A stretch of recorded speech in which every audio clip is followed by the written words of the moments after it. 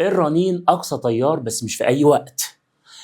دايره تيار متردد تتكون من مقاومه قيمتها 100 يبقى دي الار، وملف مفعلته الحساسيه يبقى دي الاكس ال، ومكثف سي يبقى دي دايره فيها ار وال وسي اللي هي دايره ار ال سي، متصله معا على التوالي بمصدر جهد اهو، قيمته الفعاله الفي بتاعته ب 220 فولت، والتردد ب 280 على 11 هرتز.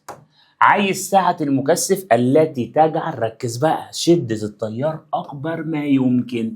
أول ما يقول لك دايرة ار ال سي وفيها شدة التيار أكبر ما يمكن، معناها إن المعوقة أصغر ما يمكن، والمعوقة أصغر ما يمكن بتساوي ار، والمعوقة بتساوي ار لما تكون الاكس ال بتساوي الاكس سي، ودي حالة الرنين. طيب هو عايز سعة المكثف، تعال نعوض بقى. الاكس ال مديها لي ب 125، يبقى ننزل كده الاكس ال 125. الاكس سي دي كان لها فكه بتساوي 1 على 2 باي اف سي، يبقى هتساوي 1 على 2 في 22 على 7 في الاف التردد اللي هو مديهولي 280 على 11 في سي.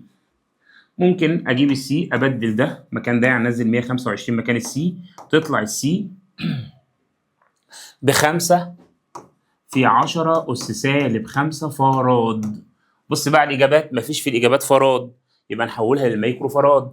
إزاي تحول من الفراد للميكرو فراد؟ الفراد لما نحوله للميكرو فراد بضرب في 10 أس 6، لو ضربت 5 في 10 أس سالب 5 في 10 أس سالب 6 تطلع 50 ميكرو فراد، يبقى الإجابة الصح هي رقم ج.